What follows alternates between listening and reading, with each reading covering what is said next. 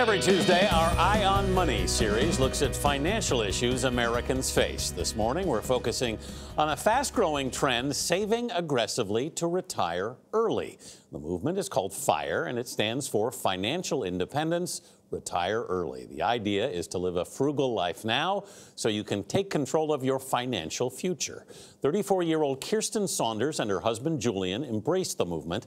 They say FIRE is helping them achieve financial independence. We are on target to hit our financial independence number, our FIRE number, in 2021. Our number is 1.3 million. The intuition behind it is fairly simple. It's save your money so that you don't have to work forever. For me, the step for FIRE was to eliminate the debt. I was a huge spender, and I was just spending way more than I earned. Housing, transportation, and food for most people are the largest expenses that you have. And so if you can do whatever it takes to keep that cost low or eliminate it altogether, that's going to be a huge way to boost your savings over time. We obviously invest in index funds and in the market, but we have 2 rental homes that are income-generating investments, and then we continue to invest in vehicles like 401ks, IRAs, HSAs. I think the biggest misconception of the FIRE movement would be how extreme it is. We have the average or national savings rate is incredibly low. And so we look at that and say that that's actually pretty extreme, that people aren't preparing for their futures. So retirement for us is meaningful work. CBS News business analyst Jill Schlesinger is here with what financial strategies we can learn from this movement. Jill, good morning. Good morning. How did this get started? You know, it was really a reaction against the Great Recession. A lot of the older millennials had suffered so much, and they saw what happened to their parents. They said, uh-oh, we got to get going. And so the philosophy is really interesting. As we saw in that piece, it's let me live frugally today. Yeah. Let me save as much as I possibly can. And then I may be able to retire early. But I think really what they're talking about is have control, be able to have maybe a second career that is meaningful. A lot of the founders of this movement really talk about this is around happiness, and you don't find happiness by buying a lot of stuff. It seems impressive to me what they're doing. What's the downside? Why is there... Number one, I'd never heard of the FIRE movement. Neither had I. Had you? No. Tony, have you? I had, yeah. Tony's one of the espousing evangelists. I'm a founding philosopher of the movement. No, I'm not. I spend what I get. I'd never heard of it. So, but they seem to be doing it right. What's the downside? What's the criticism? There have been some financial journalists and some people in the business who say, oh, they are giving false hope to many Americans. In other words, you're really not going to be able to retire early because you've got such a long life ahead of you. Listen, these kids are probably going to live till they're 90, 95, even 100. But I would say this. Anything that gets us in the habit of saving and questioning why we are spending the way we are spending. A lot of these folks who adhere to this movement, they've got a side hustle, a little part-time job.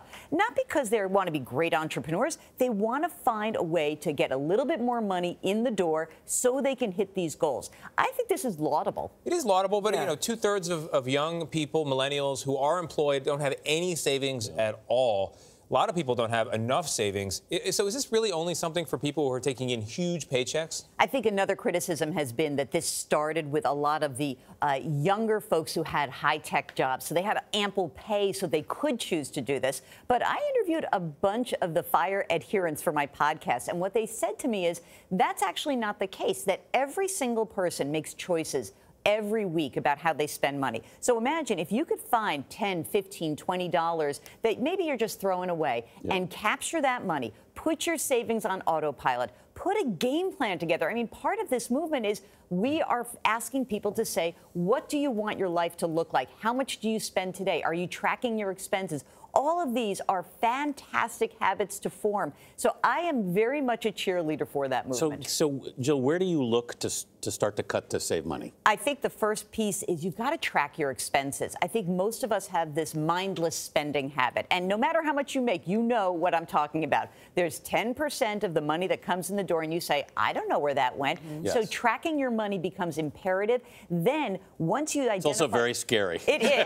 Well, you know what? It's funny you should say that. I liken it to diet and exercise. Yes. It's scary to step on the scale if you need to lose weight. It's scary to go to the gym for the first time if you haven't gotten in a long time. These are steps in the process, but only by doing that, tracking your money, which is really important, can you identify some amount of money to save. Then you want to automate that saving, and maybe you want to automate saving for retirement, and then you want to use the lowest cost options available when you are investing, like index funds. These are really good practices, even if you don't get to retire when you're 40 or 50. What you do gain is a sense of control, and I think that is imperative to make us feel much better about how we handle our financial lives. I can honestly say I don't ever regret saving money. Nobody does. Exactly. I don't know. I feel like spend it while you got it. Oh, brother. I see you've got work to do. I want to die broke. The past 5 minutes have had no effect on Tony Dokoupil. Thanks, Tony. Great. Thank you for being at the table. Start my own. Tony, I'm starting to worry about you.